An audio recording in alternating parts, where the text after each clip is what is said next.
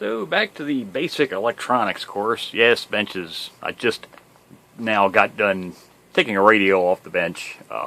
And before I forget, I've been thinking about it a little bit.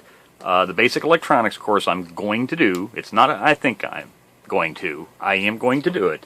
I posted the first video, to just some questions, let people know what my thoughts were. And I've had some questions, had some suggestions, which, like I say, suggestions are greatly appreciated because we're going to be starting this course from the ground up. The first one was, do I need a website?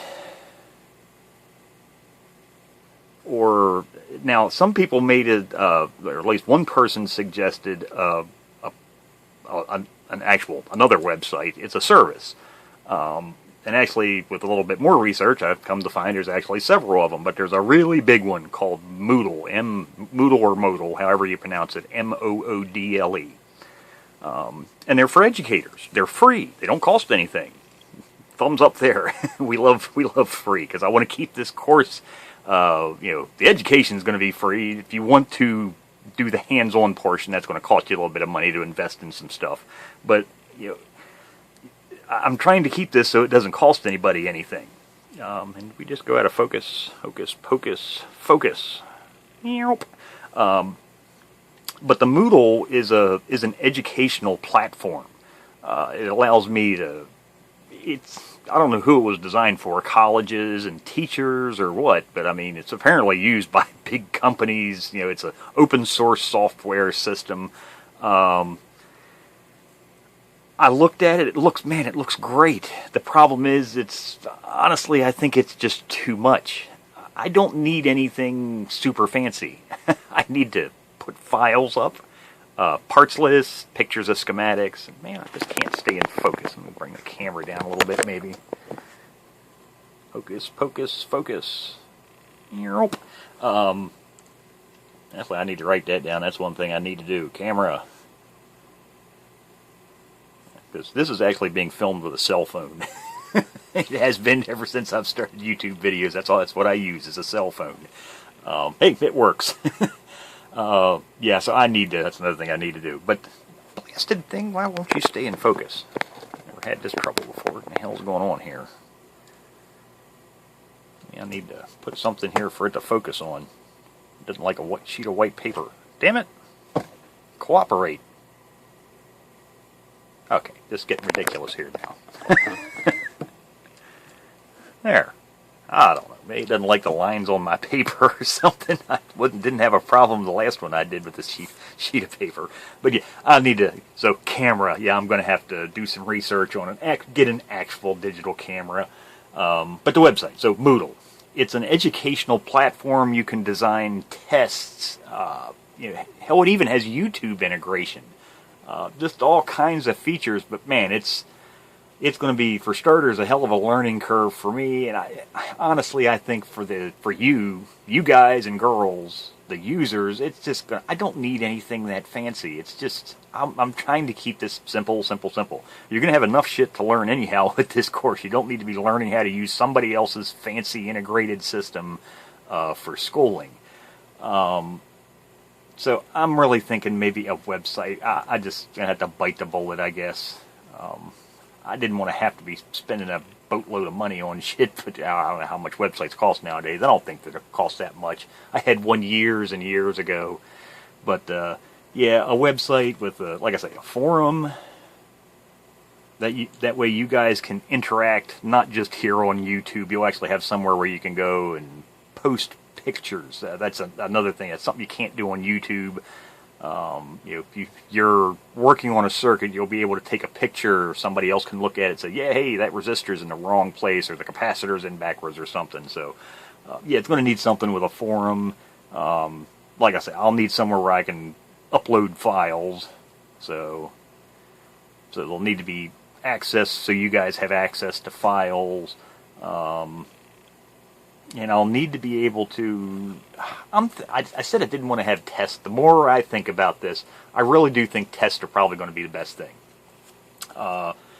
Because honestly, if you think about it, it's why you have tests in school. They monitor your progress to see if you comprehend what you've learned and you can move on to the next whatever it might be. In this case, electronics. So now you'll still be able to watch what I want. That was another problem with the Moodle thing. And like I say, there's actually a few other ones I looked at, but they all just look, it's just too much work to get them the damn things to do. I don't have, 50 IT guys behind me that are going to be keeping this shit up and whatnot. But so I'd like to have some kind of, and like I say, the more I think about it, tests are probably actually a good idea. You'll still, if let's say you just want to go to YouTube, look up when we're working on, Coloptus oscillators or something, you'll be able to watch that video on that circuit at any time. You don't have to take a test. If somebody just wants to go to YouTube, watch a video on a specific circuit, they'll be able to do that. But if you want to take the full course, the way I think it should work is probably you'll watch the video, do your, follow along with your test equipment. If you're actually going to do this course and actually have, the minimum, which we'll get into that in a minute, the test equipment, but and building circuits and whatnot, so you can follow along hands-on though. And then at the end of that, I'll have a test, so you'll be able to. I'll have multiple choice questions, but I'll also have the test will also integrate your training, your equipment. So I'll tell you to build a circuit, take measurements, modify circuits, troubleshooting and whatnot. And then once you pass that course, you move on to the next. The other thing is that to help me out, like I said, I'd like to have some kind of giveaways throughout this thing, probably at the first 4 sections, and then maybe like a grand prize at the end or something. Well, if I do it with tests, I don't have to worry about secret codes or anything. Whoever at the end of, let's say, the DC section and the AC and the analog and the digital circuits, and at the end of the whole course and the RF communications, I'll just be able to go in and see who's completed the course. So, from the time I upload, let's say, the last video on DC circuits, I'll wait like 2 months. Give people a reasonable amount of time, because I'm not going to be uploading these things like that. It's not going to be 40 videos a day you're going to have to watch. It's going to be spread out, but I'll give people, like, from the time I get to the last component in a section, so like the DC circuit section or the AC circuits, I'll wait like 2 months, and then all of the people that have completed that course will be eligible for that drawing. If you didn't complete the course, you won't be eligible. So I think that's fair. People that are actually putting some effort into this, truly want to learn it, will then have a chance of winning something, whatever the case may be. So what are your thoughts on that? Like I said, I think the website is going to be the best thing. Now, there's actually, I think, a few people have kind of made offers. I need to check into that, see what what the scoop is. People, I guess, IT guys. Buddy mentioned one, actually. I guess the guy that actually gave him a computer, made him up a nice computer. He's offered. So I need to check into that. So I may not have to do a lot there, other than maybe pay for the web hosting, I guess. But I'll check into that. Camera, yeah, that's something I need to check into. I need to get a good camera, because actually I think might want to need to do picture-in-picture, or I don't know. Actually, with most of my test equipment though, because it does, like, actually I can turn it off now. But like this oscilloscope, and I need to play with that. There's software for all of this test equipment, the signal generator, up here, the spectrum analyzer, the multimeter. I think I can interface, because actually I think Mark has done that on some of his videos. Now he was using, he was probing logic circuits, but I'll need to check on that, the integration. So maybe, like if this piece of paper is the YouTube video you're watching right now, I'll be able to, so as I'm working on a circuit, I'll just be able to have a picture of the screen of the oscilloscope up here in the corner, so you can see, it, and maybe a little small multimeter view, or the meter reading over here. That's something else I'll need to check into. But yeah, that's all kind of part of camera work and whatnot. That's all on me. Other thing was the course itself.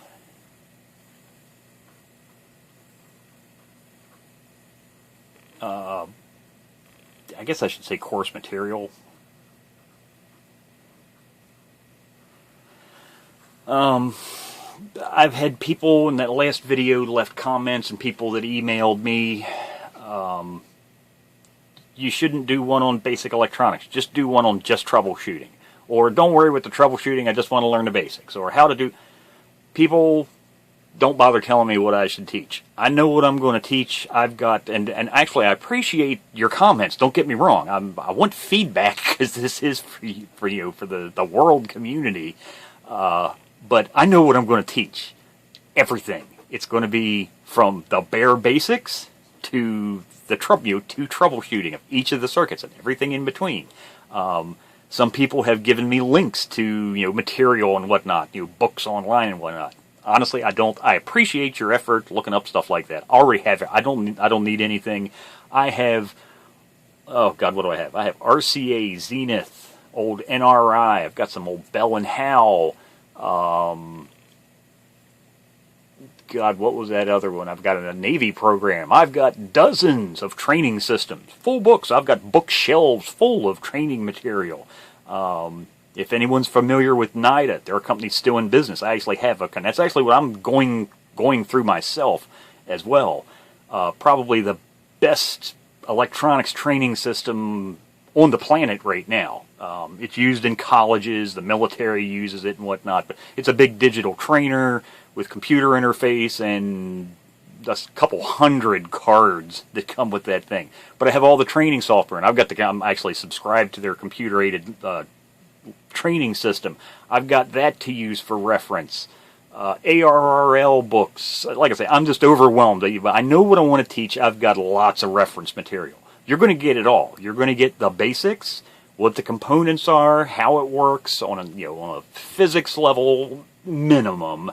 Like I say, we don't want to get too in depth. We're not teaching electrical engineering. We're teaching electronics mainly from the repair perspective, and tinkering, building circuits and whatnot. But still, not on an engineering level. We're not doing a 4, 6, 8-year college type program here. But yeah, I've got lots of material. I know what I want to teach. It's just a matter of getting everything together to actually do it. The other thing I didn't even think about, and I'll have to apologize, scopes. So oscilloscopes. I did not think about oscilloscopes. I'd mentioned, well, people can go to eBay and buy a used one. Didn't even dawn on me. I've been using an oscilloscope since I was young enough to electrocute myself. I mean, I was a little kid. I grew up in a radio TV, and it was all... Granted, it was closed, but still, it was my grandfather's, my uncle's original radio and TV repair shop. So yeah, I've been electrocuting myself since I was a little kid. And started off with an old probably like early 50s vintage scope. Was one of my first scopes. But yeah, I didn't even consider some people that may be taking this course really don't know anything about scopes. Didn't even dawn on me. It's second nature for me. But yeah, they're like, well, what am I going to look for? How do I know if the unit's any good? What if it doesn't come with a manual? What if it doesn't come with probes? Because yes, honestly, a lot of times scopes don't come with any accessories on eBay. For me, that's not a problem. I need a scope probe. I turn around, open a drawer, and hell, I've got 100 pairs of scope probe leads, sitting behind me. I didn't even consider, the average Joe that's never worked, never done anything like this, you're not going to have a cabinet full of scope probes and manuals and whatnot. So, we'll have a few options, and it's not just so much the scope. Jameco? They've got some cheap real oscilloscopes, CRT style. Like I say, I almost kind of prefer maybe to start with a CRT scope. They're so much easier to use than these digital scopes. They can have a really steep learning curve all in itself right there. But Buddy made a suggestion. He asked me, well, what's the maximum bandwidth going to be? Now, remember, we're going to have two major sections. There's going to be the basics,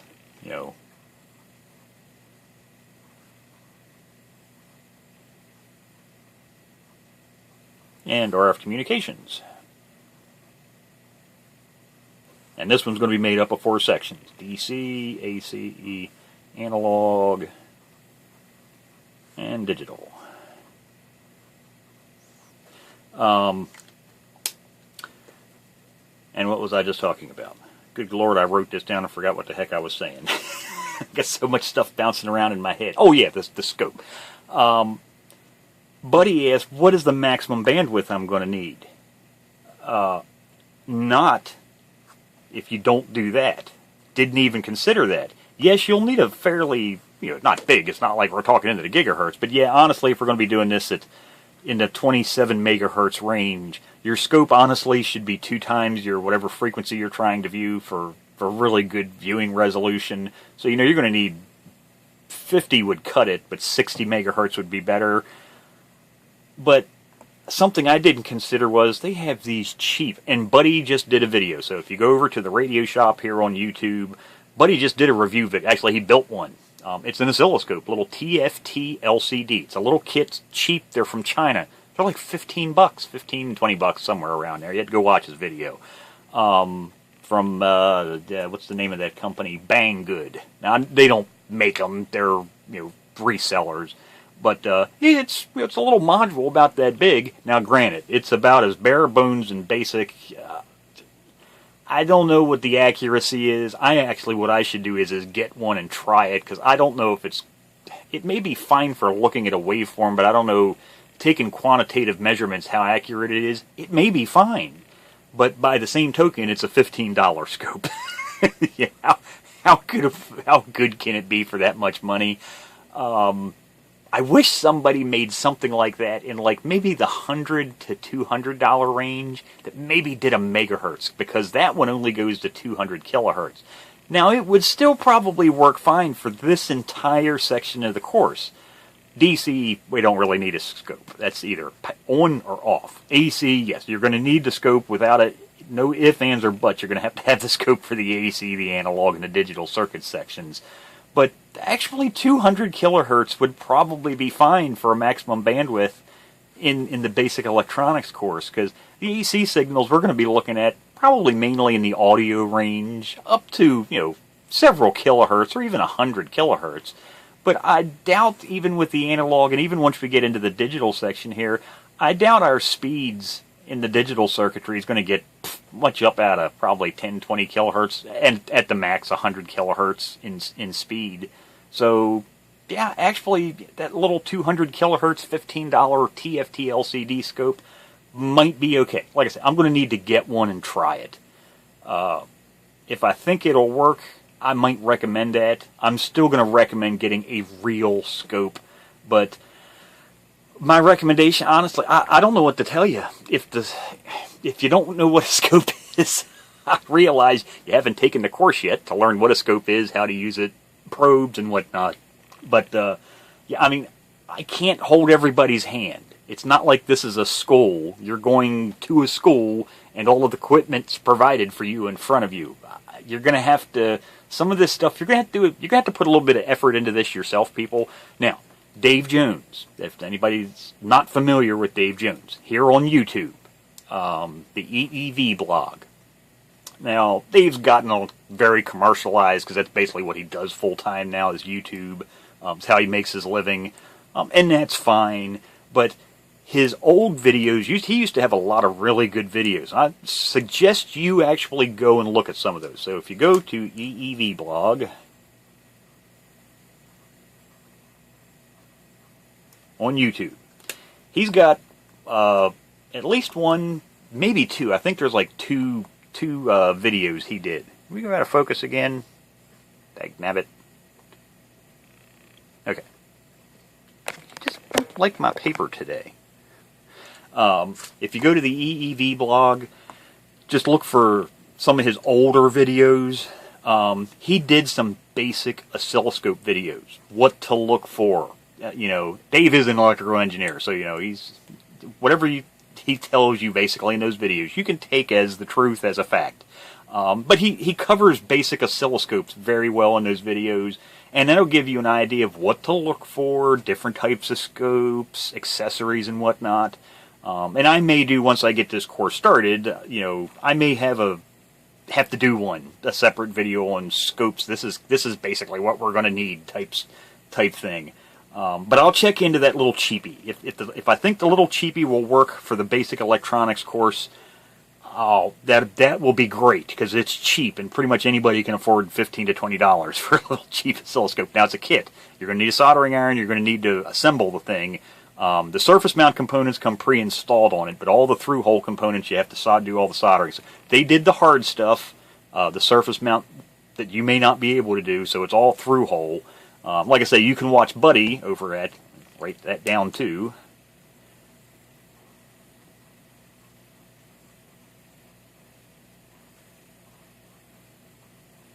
the Radio Shop here on YouTube.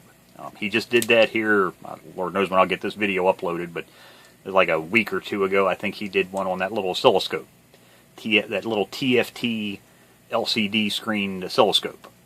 So you can go watch that and you'll know exactly what I'm talking about. Anything else? I think that pretty much covers it. Like I say, I'm actually working now on parts lists. And actually, that was another thing, parts. And I'm kind of twixt between what I want to do here.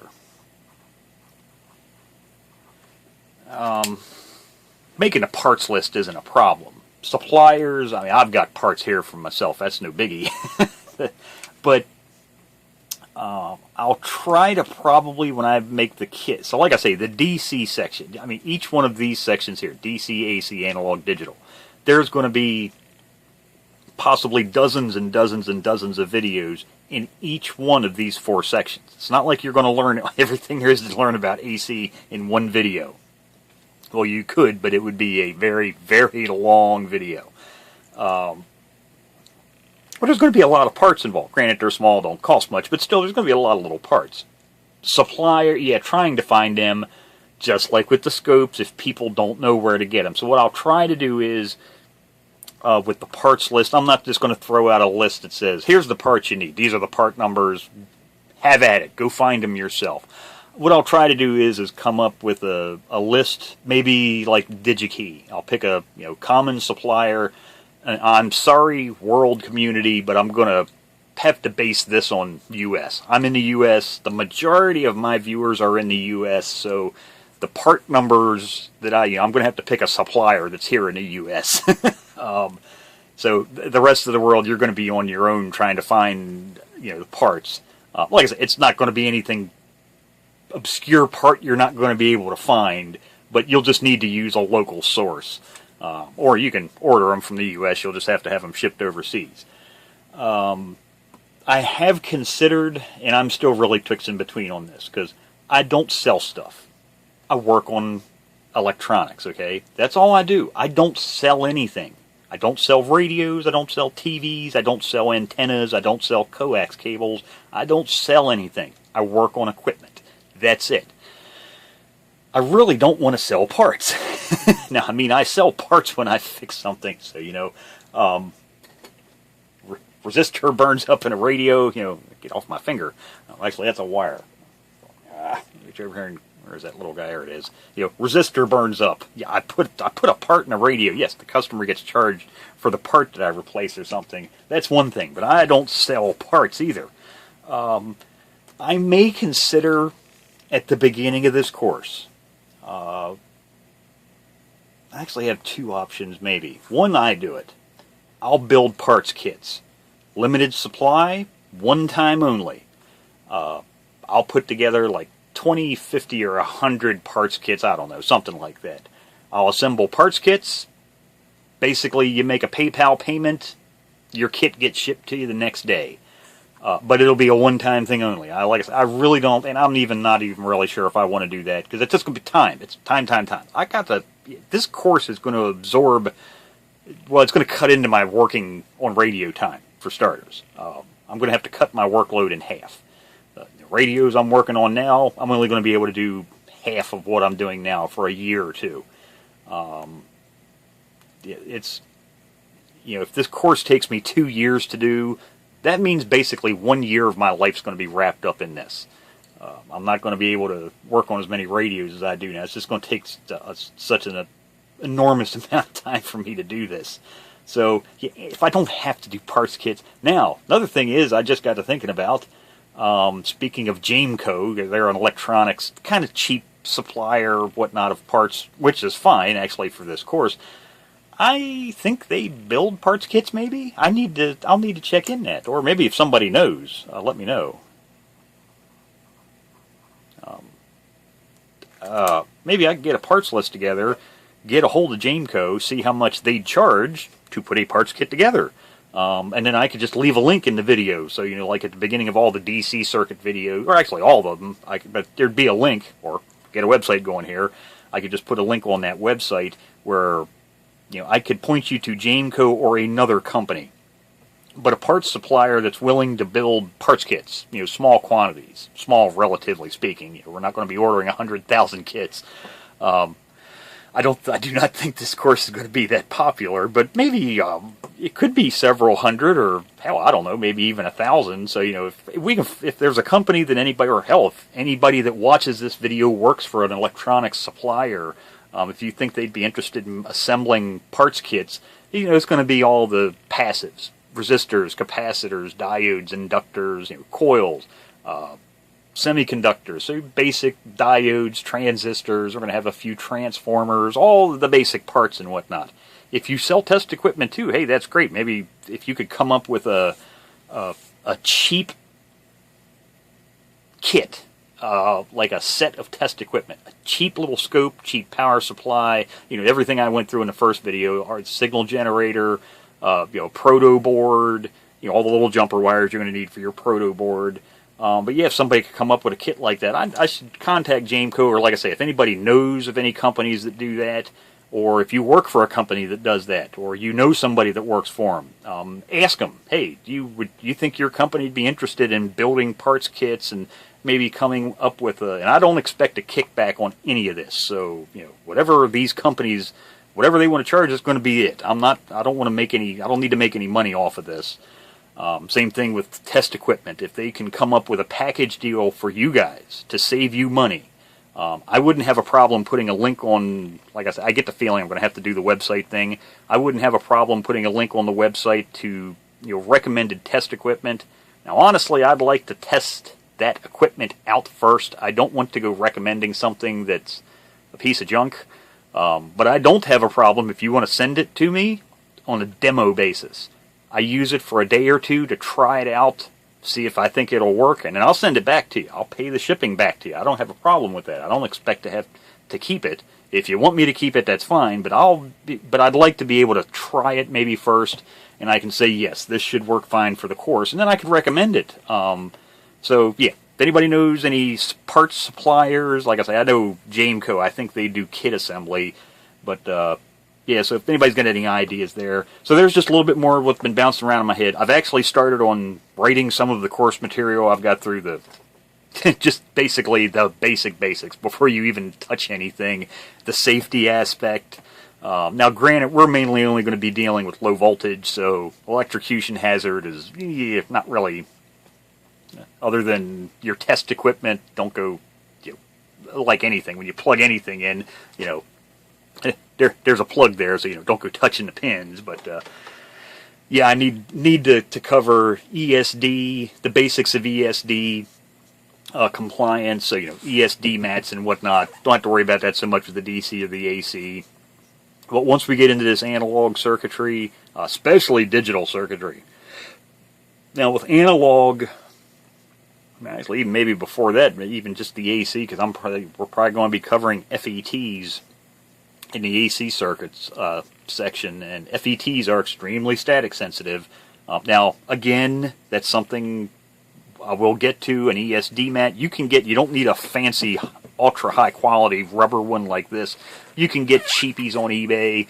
I don't expect you to buy a lab style bench mat like I have here. You know, this thing it's in use 18 hours a day, 7 days a week, 360 some days a year. Pretty much I'm sitting in front of this bench working on it. So, you know, I got a really high quality one. You're not going to need that. You're going to be taking a course. When you're done, that's it. If you want to later get a really good one for an actual workbench, that's one thing. But yeah, you can get the little cheapies for like $15, little fold out mats. That's really all you're going to need. Now, I know some people say, I've been working on electronics my whole life. I've never needed an ESD mat. Yes, well, that's what everybody says until they fry the first FET or the first IC. So, like I said, I've already started on the courseware. I've pretty much written out a section for basic basic safety. Don't kill yourself. ESD, and I've actually started on some of the basic electronics. Actually, starting out with resistance, resistors and whatnot. So, I just need to work on some of this stuff, camera. And if somebody has recommended, please, I don't need to get flooded with 10,000 recommendations for cameras. But if there's anybody watching this video that does videos on YouTube and has suggestions, I need to ask Mark and Buddy and a few of the other people that do YouTube videos. Again, I don't want to. The reason I used my cell phone for a camera is it was cheap. Already had it. I didn't have to pay anything extra. It was already hanging on my belt. So why go buy a digital camera? I've got one hanging on my waist. All I had to do was buy a. Well, here, I can show you. If you've ever wondered what I shoot videos with, you get this thing unclipped here. So I have a. Oh, darn it! I need both hands.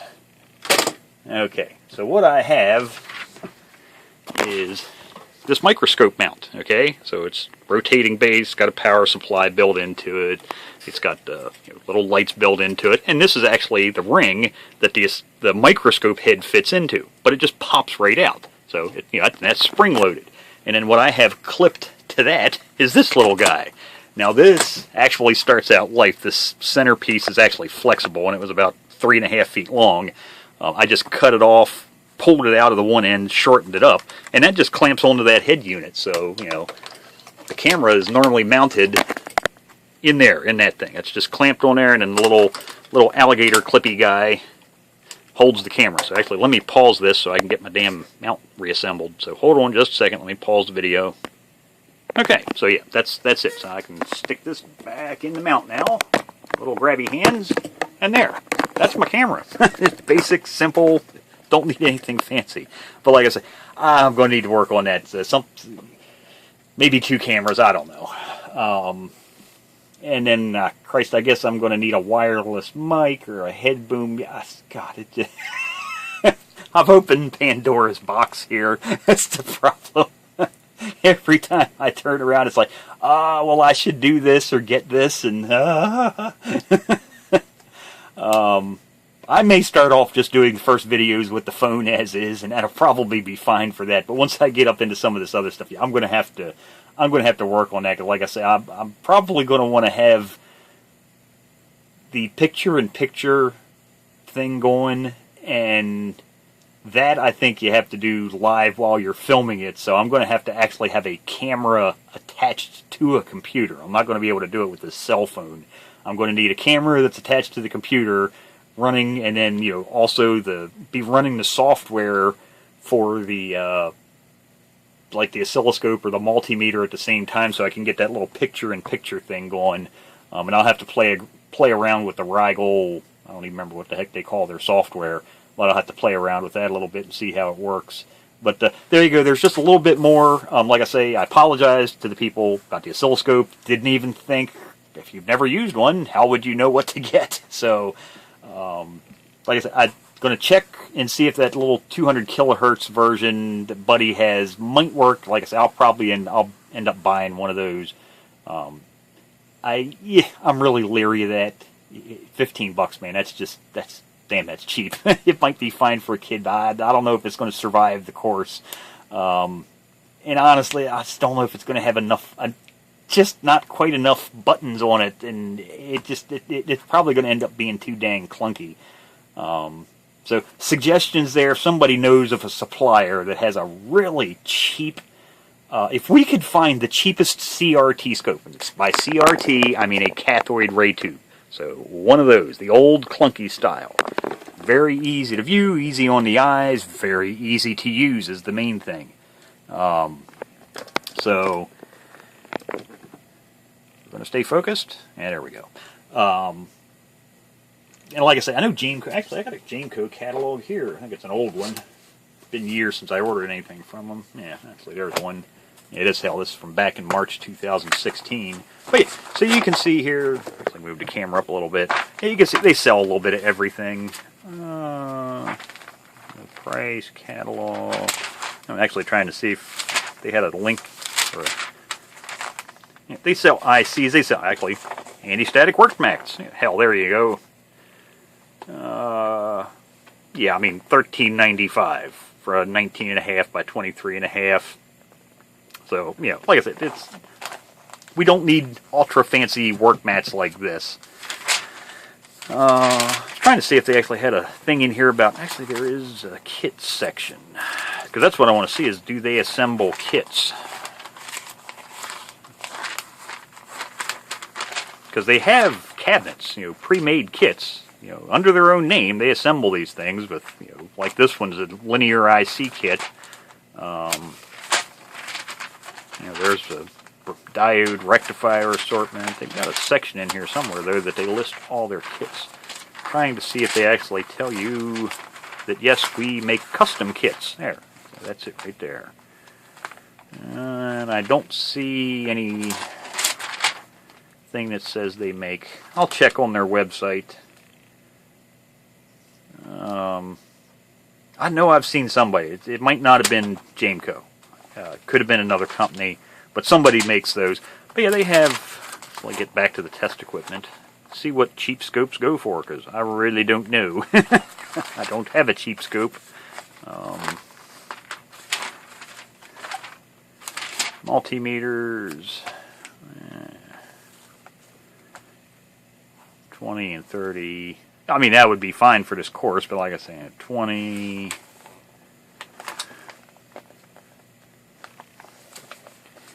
Let's see here. And I'll need to check their website. Usually companies have a boatload more stuff on their website than they do in their little kind of like flyer catalogs. Where is that? Oh, bandwidth. Oh, here's 60 megahertz, 2 built-ins. Built-in delay sweep function. Does that mean generator or USB cable? That's $5.95. Yeah, 10-channel PC scope. And that's another option. They make these little PC scopes. So it's a box, kind of looks like a modem, basically. Hooks up to your computer, and then your oscilloscope probes hook up to that. That's another option. Though that might be a little hard for you to use if you're watching a YouTube video on YouTube using your computer and then trying to use the oscilloscope on the same computer at the same time. That maybe you'd almost need two computers, unless you did, you know, two windows side by side.